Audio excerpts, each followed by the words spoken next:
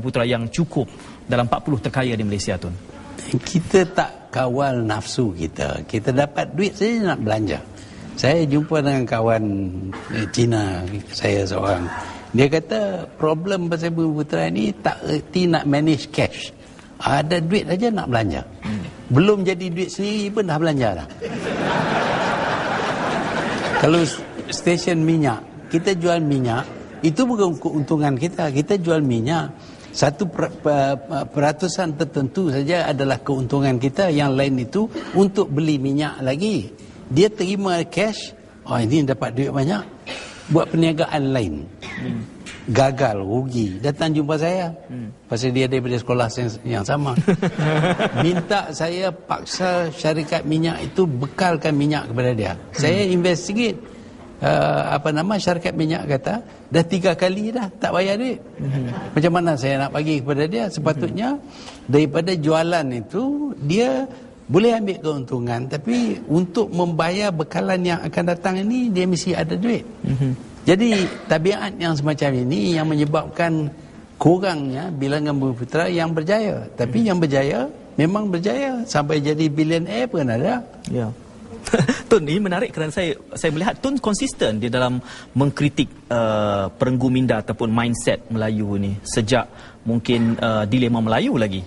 Sudah pun Tun mengkritik dasar dan juga sikap serentak. Jadi kita sudah 50 tahun, Tun. Kita memerlukan satu rangsangan lonjakan paradigma baru, paradigm shift yang besar. Itu menjadi cabaran utama dalam konteks Bumi Putra hari ini, Tun?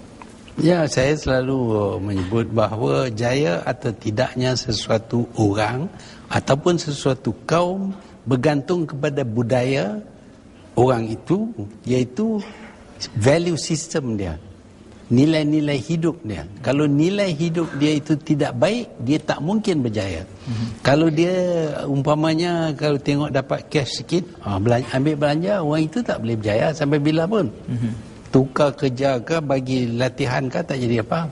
Tapi orang yang gerti manage wang sebagai capital, bukan sebagai barangan untuk ditukar dengan barangan lain.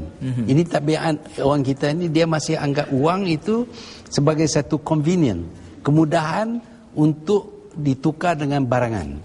Sebaliknya wang adalah capital, modal yang boleh dilabur untuk menambah kekayaan. Jadi persepsi dia tu tak kena.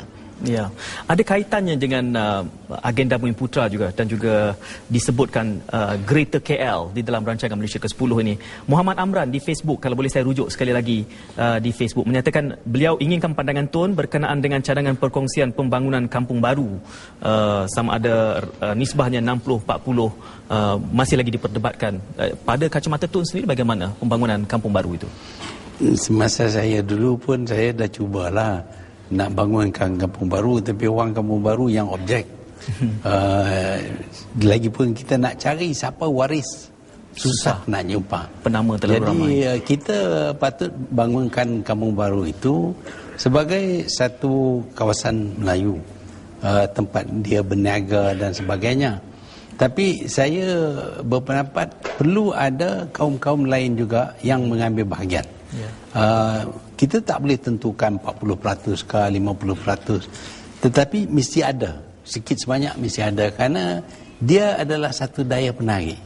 Kalau kita tak ada kaum lain berniaga bersama, orang Melayu pun takkan datang. Pasal dia punya kepercayaan orang Melayu tak boleh berniaga. Jadi dengan kerana itu dia tak akan datang. Jadi kita gunakan mereka sebagai, maaf katalah, sebagai umpan. Jadi tak apalah kita bagi satu percentage yang menasabah kepada mereka. Kalau kita simpan itu macam ada sekarang ni, satu slum, satu squatter area di tengah-tengah bandar, nampak cukup huduh. Dan kita harus tanya sampai bila? Sampai tahun 2100, 2200, tahun 3000 kita nak duduk macam itu lagi? Saya fikir itu tak boleh diterima akal. Kita mesti progress. Itu pandangan Tun. Dalam kesempatan ini juga Tun, saya ingin bertanyakan Tun tentang satu agenda yang sinonim dengan Tun sendiri. Wawasan 2020. Berbaki 10 tahun lagi Tun. Di satu sudut kita ada cabaran agenda Bumi Putra. Di sudut yang lain kita ada liberalisasi ekonomi dan globalisasi. Dan di hujung sana 9 tahun kita ingin mencapai wawasan 2020. Apakah itu masih realistik dalam kacamata Tun? Mungkin pada tahun 2020 kita tak dapat capai kerana masalah-masalah dalaman dan juga masalah antarabangsa. Sekarang ini umpamanya terdapat krisis keuangan dunia, dan juga pada tahun 97-98 terdapat krisis dalam negeri, keuangan dalam negeri. Jadi kerana ini dia menyekat pertumbuhan. Kita harus tumbuh pada 7% tiap-tiap tahun selama 30 tahun. Tapi jelas sekali kita tak mungkin capai. Tapi kalau kita tukar strategi, mungkin kita capai. Dan ini harus dibincang dengan mendalam. Apakah jenis strategi yang boleh menggalakkan pertumbuhan yang lebih pesat? Ada cara-cara membuatnya, tapi kita kena peras otak. Sehingga kita dapat satu idea bagaimana untuk mempertinggikan pertumbuhan ekonomi negara kita. Dengan itu kita mungkin mencapai wawasan 2020. Mungkin ada antara strategi yang terfikirkan pada peringkat ini Tun? Saya ada banyak idea, tapi saya bukan Perdana Menteri. Kalau orang tak terima, orang tak terimalah. Dulu senang aja, saya ada idea, saya buat. Sebagai seorang negarawan, Tun masih boleh menasihatkan perjalanan negara ini, Tun. Kita ada sekitar 3 minit berbaki ini, Tun. Kita sudah melihat turun naiknya agenda Bumi Putra, dan kita memperdebatkan masih ada pihak yang mungkin apologetik untuk mempertahankan agenda Bumi Putra ini. Kini kita sudah tiba ke rancangan Malaysia ke-10 dan agenda itu masih diletakkan di situ. Bagaimana caranya untuk kita pastikan? Tun sendiri menyebut berlaku juga ketirisan sebelum ini, pelaksanaan yang lemah. Jadi kali ini bagaimana harus kita yakinkan? Kerana masyarakat juga harus diyakini bahawa kali ini ia berbeza dari sebelumnya. Kerana apa? Bagaimana pandangan Tun? Yang menjadi masalah ialah sikap dan nilai hidup Bumi Putra sendiri. Itu perlu ditukar, dan ini boleh ditukar kalau kita tegas. Kalau awak jual AP, kami akan rampas AP itu. Biar dia merana tak apa.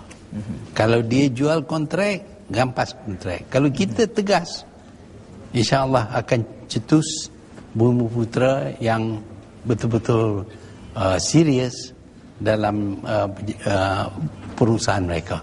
Dengan itu saya fikir kita dapat resolve. Sedikit sebanyak kita sudah pun berjaya. Saya masih ingat dahulu kegemaran saya ialah untuk melihat nama Bumi Putra dalam Straits Times, tukaran pegawai, CEO dan sebagainya. Dulu tak ada seekor pun. Tak ada seorang pun, sorry. Jika Kedah tu tak apa. Tetapi sekarang ni sudah ada.